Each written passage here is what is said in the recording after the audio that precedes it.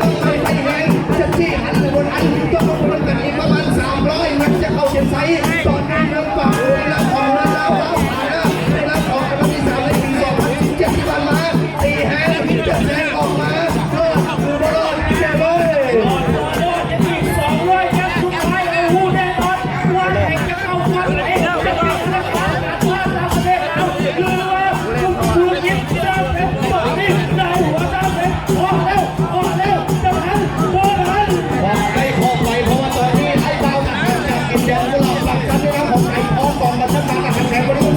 ช่วงยาวสาวแล้วครับปลายยาวสาวแล้วครับตีแหงแทงหนีตีแหงแทงหนีคนบุกคนกินข้าวเป็นมันบอกลาบอกนี่ฝากเป็นบอลแล้วก็ปล่อยเนื้อให้ธนาคารการค้าต่างประเทศไหลเข้า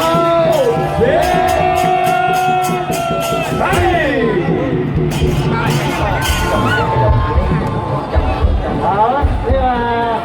การแข่งขันออกสีแดงโคที่5